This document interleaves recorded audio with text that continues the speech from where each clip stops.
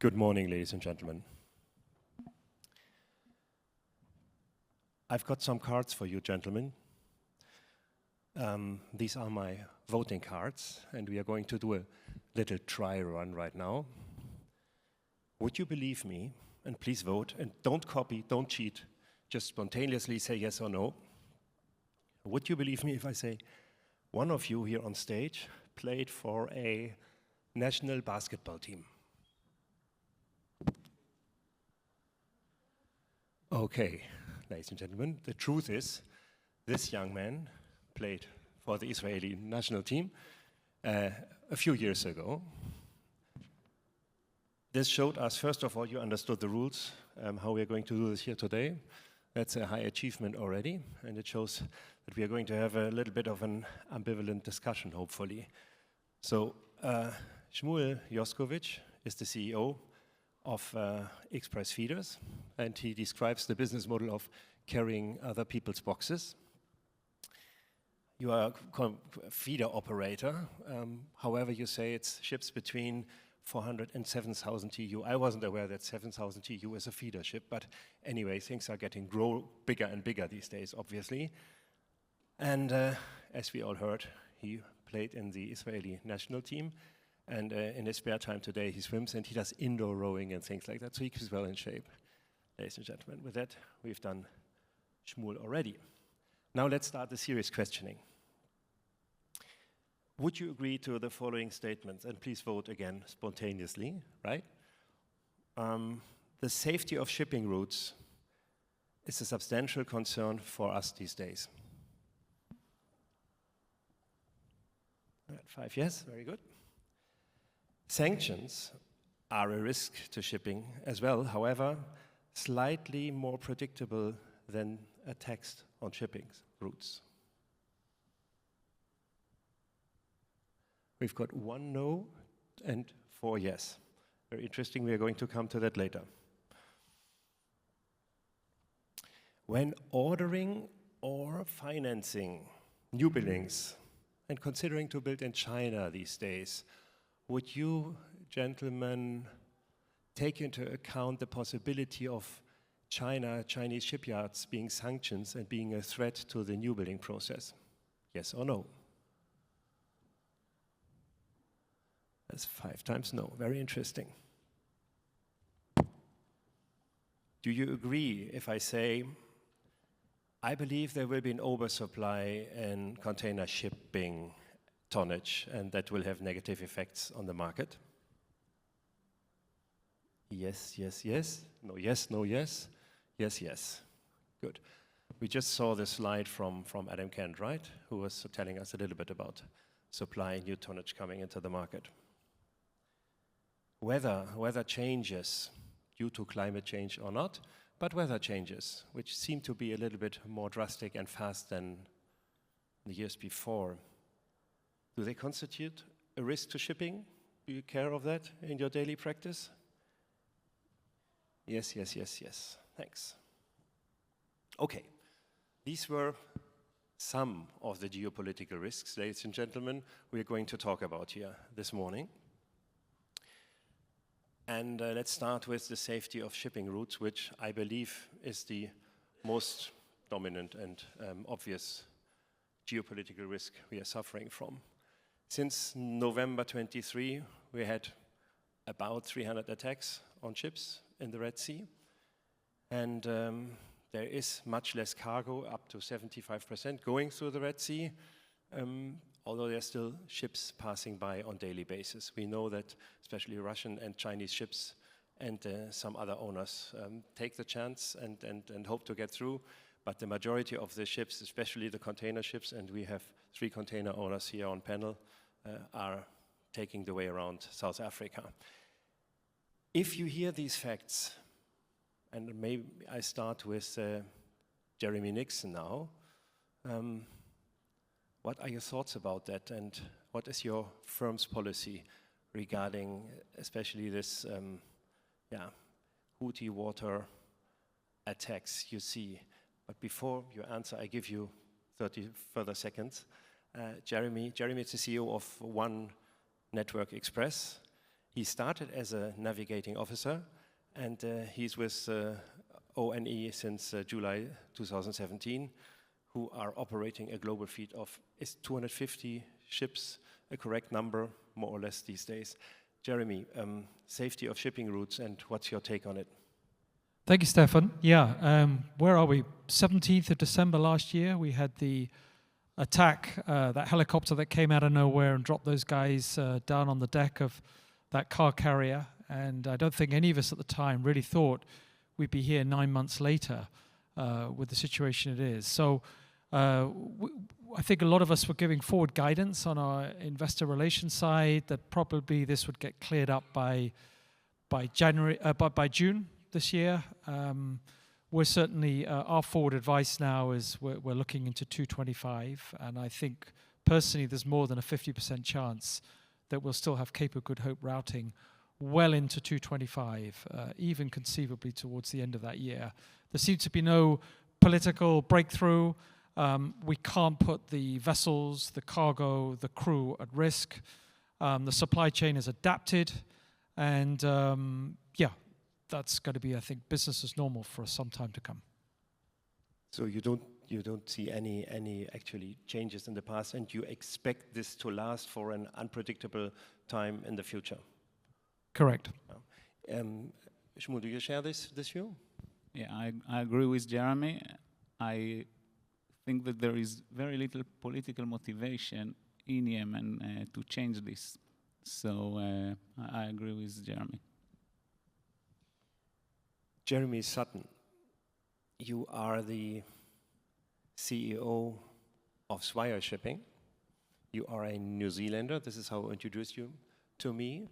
You're 17 years in Singapore, and you consider Swire Shipping to be a niche player in container shipping with about 50 ships. And you own the majority of them. You actually told me your dream was to do a triathlon or an Ironman event prior to the age of 50, which you didn't manage. You are aware that there's a difference between a triathlon and Ironman, I hope at least. Maybe we start with that next time we talk, and then, but very good. So Jeremy, bringing it a little bit forward, the safety of shipping routes, I assume, and you showed that you agree that it's a threat, and I guess it plays a role in your daily life, but what measures else can you take to protect yourself, and maybe not only looking at the Red Sea? You know, the entire Middle East situation is aggravating and deteriorating. What can container companies, shipping companies do these days to position themselves best to this? Is there anything you can do at all, or can you only react? Thank you, Stefan. Well, you're right, we did talk about Swire Shipping sort of being positioned as a niche player, but I think in cases like this, quickly becomes apparent that no one really is immune from many of these factors. And while we do not have container ships in the Red Sea at the moment, we did until recently, December last year, have a number of bulk vessels.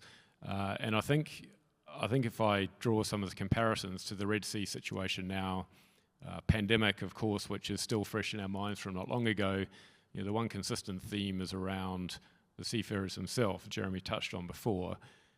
And I think the one thing we can do is make sure we learn from our lessons. And if we think back to the pandemic, we had a lot of safety at sea issues, psychological safety, physical safety.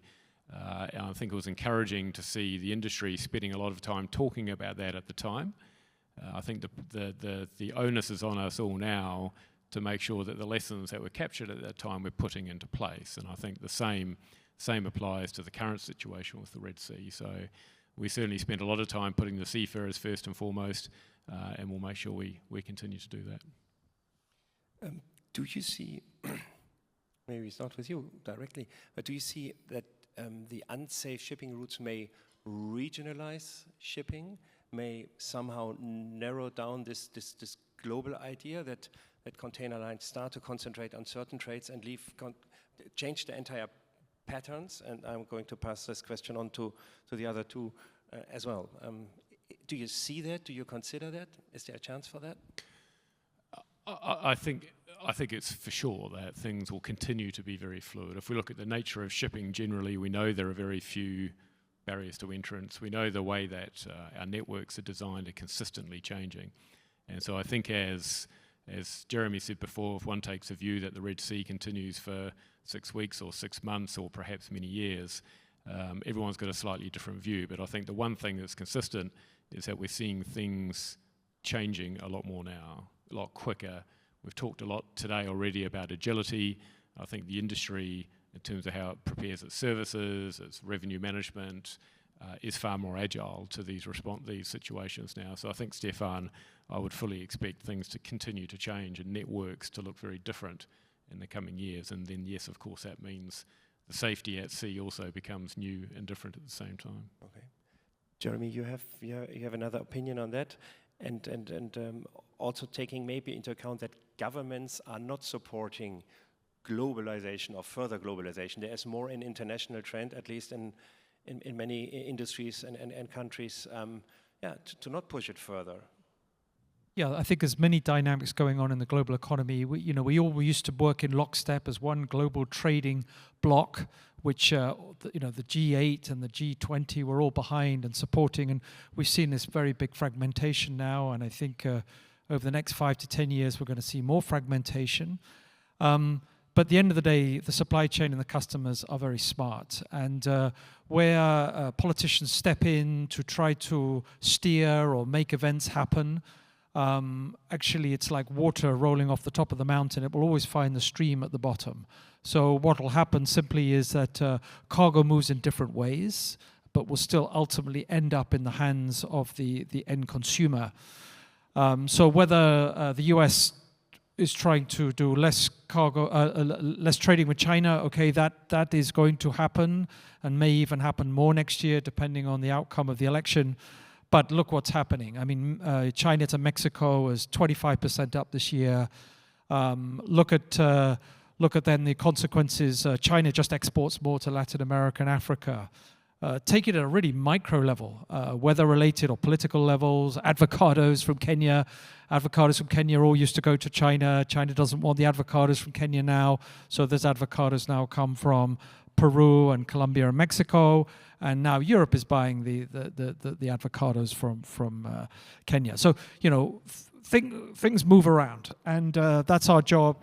Container shipping, in shipping in general, we're the servants of global trade. We have to pick up the trends very quickly, adapt very quickly, and help those supply chains reconnect to still keep the global economy going. Thanks. Yeah, I'd like to give just some examples. It's not only restrictions, right? So we are all talking about the restriction put in between different countries, barriers to trade. But there is also good things. Look at what's happening in the Middle East, what's happening in India. We are seeing very big demand growth, both in China into India and Middle East, and in the India into the Middle East trade. And as we see oil prices go up and purchasing power in the Middle East going up, we see trade moving there, and India is becoming more production. And if logically, right, if you need to move something into the Middle East, India is a more sensible production area if they can manufacture it than China. So I think in the intra-Asia, actually, it's not only the problem in the West that is driving it. It's simply the improvement in economical conditions, moving from third world into developed world of Asian areas will influence trade, and this is where we need to be. On the Red Sea, I just want to mention one thing which is usually totally ignored. It is what's happening to the countries within the Red Sea. Sudan, Jordan, transshipment in Jeddah is down about 60%. This means that food and basic goods, because these countries don't manufacture anything, do not arrive into Yemen, Sudan, and Jordan. And they have no other gateways. So this is something that we need to remember when we talk about not transiting through the Red Sea, that actually poor people who have always suffered are just suffering much more today. Would you go so far to say container shipping has a duty to serve the world with cargo? Container shipping is a private industry, and there is a limit to the duty that we can bear. End of the day, the international community, not specific governments, have a duty.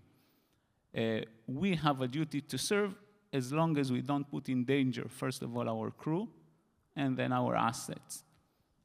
Jeremy, Sutton, can we agree to say container shipping has, like all of shipping, but taking into account the cargo container shipping is transporting? It goes from bottled waters to food and everything.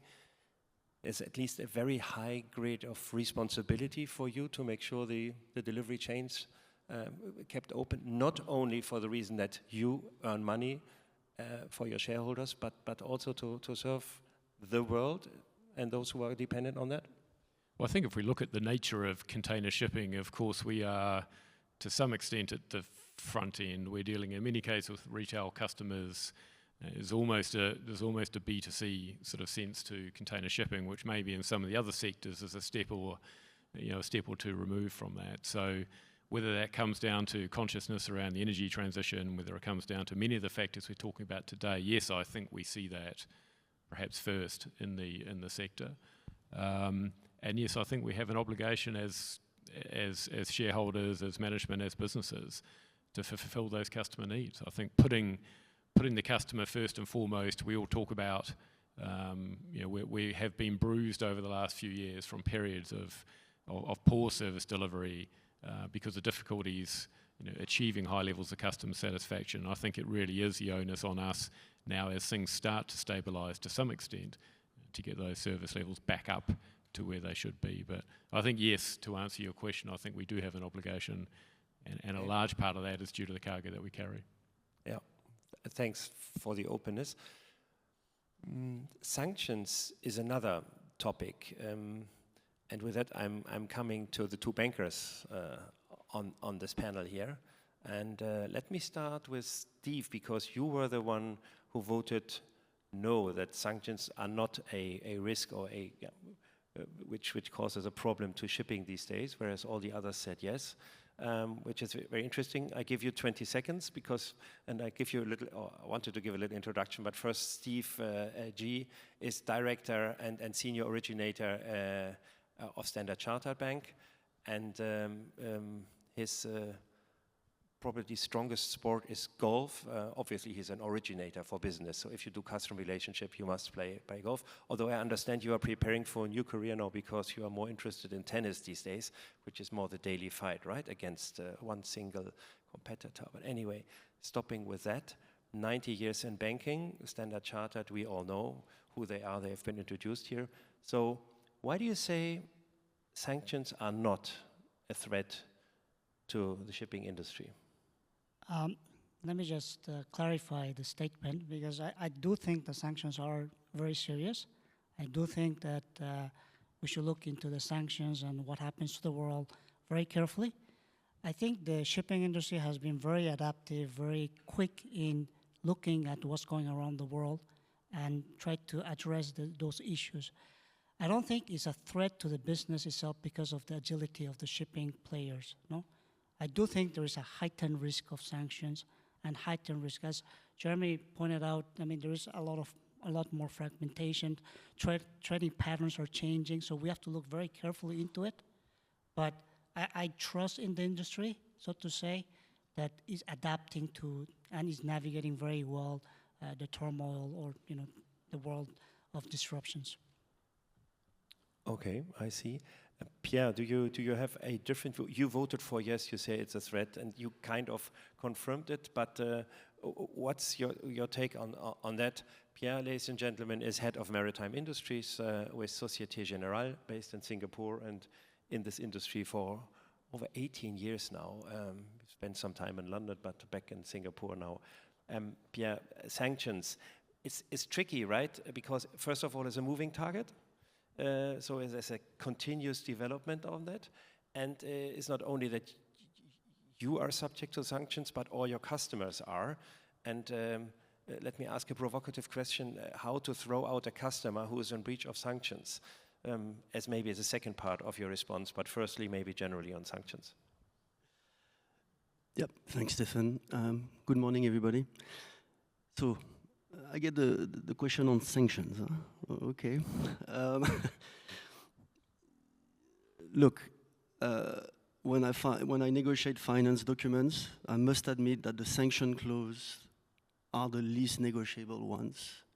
Why? Because the banks naturally protect themselves, have fully fledged departments, basically, you know, trying to not only protect the lenders, but also try to anticipate issues. And again, I can offer a lot of flexibility, I hope, in certain terms, but sanctions, I'm afraid, is really not part of it, other than some, you know, small wording here and there. But, you know, essentially asking the borrower not to become a sanctioned party, asking the loan proceeds not to be used in sanctioned countries, this is not negotiable. So that's the tough part. Now, the good news is that I think, as mentioned by Steve, the industry has done very well to adapt. And the first thing which comes to my mind is the Russia-Ukraine conflict. There have been a lot of measures from the diverse sanctioned bodies over the world against certain countries. And I think shipping has adapted pretty well. You do have some issues with shadow fleets, etc. Everybody in this room reads trade winds.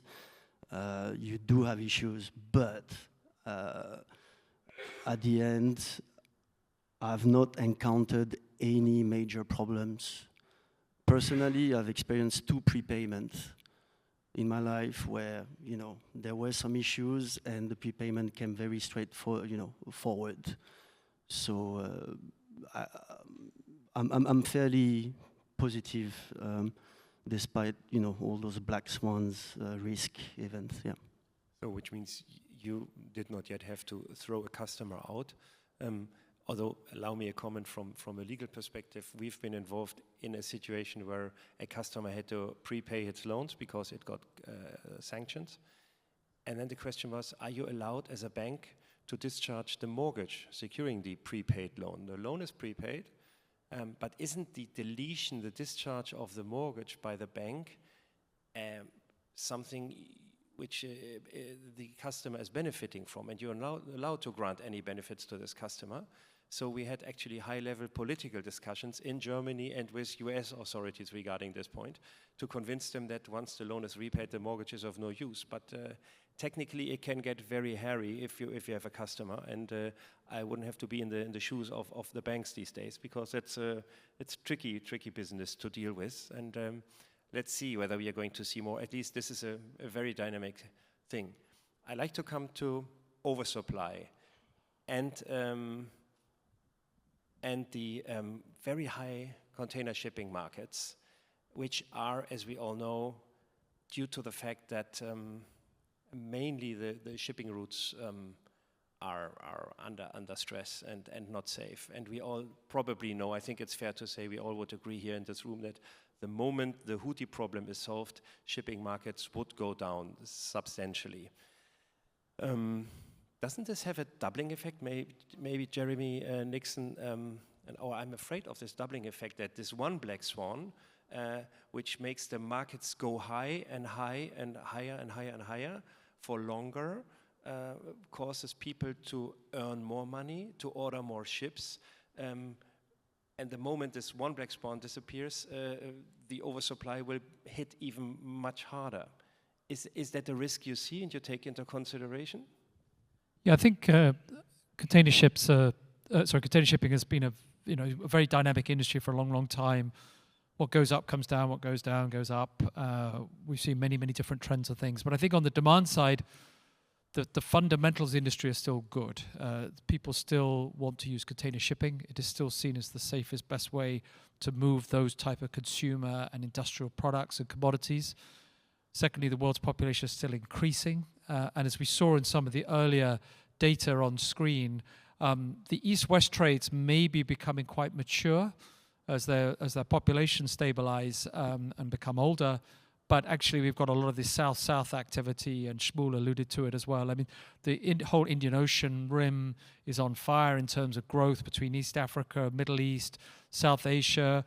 A lot of this sanction stuff means that we're no longer moving stuff directly from China, as I said, to USA, but we're moving a lot of those subcomponents twice now. We're moving them down to countries like Vietnam and into Southeast Asia as an intra-Asia move, and then we're picking it then back up as a finished product and moving it on the demand side on the head haul back to that US market. So there's a lot of that sort of stuff going on. But I'm not denying the fact that, yeah, of course, we've had a big bump up in the supply side with the ordering in the last 18 months. And actually, you know, carriers needed to do that to some extent, their balance sheets and the age of the tonnage. And of course, don't forget the whole IMO decarb story. We need to be thinking ahead on technology. We need to be de-risking on the technology that's coming. So that side goes on. But there is a cap. And the cap is simply the price of the ships, which is getting very, very high now. And the second one is the yard capacity. And trying to order now to 228, 229 is becoming more difficult, right? And then, you know, that so that you've got that side. And then on the supply side, you know, at the end of the day, if the market's tanked too much, carriers are not going to carry cargo at negative freight. If it's cash out, they will simply cut back on their capacity. And if they have to, they lay up ships or they scrap. And there's hardly been any scrapping in the last 2 to 3 years. There's a huge amount of scrapping, I think, coming to this industry in the next 2, 3, 4 years, especially if we see, you know, a reversal in the supply-demand context. So I think there's a lot of natural levers there. Of course, we will hit speed bumps where freight rates will pop up or really pop down. But this industry is very, very quick to adapt, change, and challenge and align supply and demand in that kind of market context. To my two bankers, Pierre, maybe to start with, does your bank, are you worried about oversupply at all? Are you looking that carefully? Pretty much so. I mean, the stats are, you saw it previously on the MSI presentation. The order book for container ship has grown a lot. The oversupply risk is there, and you know, this additional demand due to political events like the Red Sea situation is completely unpredictable. But this is part of the business. Banks who have been through cycles know that they are exposed to this risk. So what do? We finance people who we think will weather any downturn, not any, but the most severe downturn. And I'm sorry to remind that to a room full of bankers and owners, but at the end, it's financial health. That's, you know, beyond all the, obviously, optimization, safety, decarb measures just mentioned by the 3 CEOs on this panel. Balance sheet and financial health is paramount to mitigate this potential downturn, because it's going to come. When and to what extent, we don't know, but you know, the business is cyclical. So now I see that container ship companies are cash rich, relatively lowly leveraged. It's probably the main difference with the previous cycles. I think, correct me if I'm wrong, guys, but I think that the industry is better prepared than ever for bad markets, whatever the cause would be. Yeah. Yeah, I have a slightly different approach to the oversupply issue. I mean, the Red Sea, the war in the Middle East and the Red Sea disruptions are geopolitical risks that are unpredictable. So we don't actually know whether next year or the year after this would ease and then we would return to normal or not. No? But where I see a downside risk is also from the slowdown in the U.S. economy. You know, the rates are coming down with the expectation that would support a soft landing. But the stats is telling us that, you know, there are less jobs in the market, consumption is not picking up. And China has not really picked up as well in terms of consumption. So I see a downside risk from that end. Different views on that. We're getting signals. Please. A lot of people are looking at the order book of containers and are trying to compare it to 2008, 2009. I think, and I apologize to all the bankers, there is a big difference. And the fact is that in 2009, the banks actually controlled the owners and the liners. And banks can't run vessels. And the fact that shipping lines and owners have strong balance sheet, hopefully we will behave more rational than the banks behaved in 2009. This is one of the things. I think that, as Jeremy said, there will be bumps along the way. There is oversupply. But hopefully we as an industry with a good balance sheet will manage it. Thanks for that. Famous last words from everyone. I make it very short. Sorry? Yeah? Okay. I start with you, Shmuel. The biggest challenge in being the CEO of Express Feeders these days is 1 or 2 words. Deciding which vessels we need to order and get them in 29. Okay, 1 or 2 words. Thank you very much. That's the old game. Jeremy, the biggest fun being the CEO of Swire Shipping is? The biggest, sorry? Fun. The biggest fun. It must be dealing with a team of 1,000 people in the office, 2,000 seafarers. Very good. Jeremy Nixon, when I go to the office in the morning, I think about?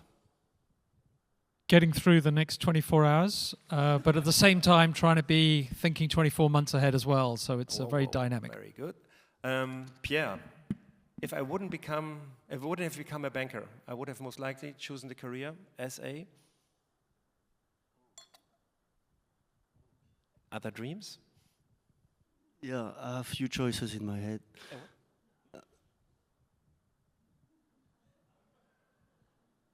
I would have loved to be a rugby player. Yeah, cool, very nice. And Steve, your famous last words, if my daughter or son asked me or came to you and said, Daddy, I want to become a ship finance banker, I would? I would encourage her. Okay, very good. Thank you, ladies and gentlemen. Thanks a lot.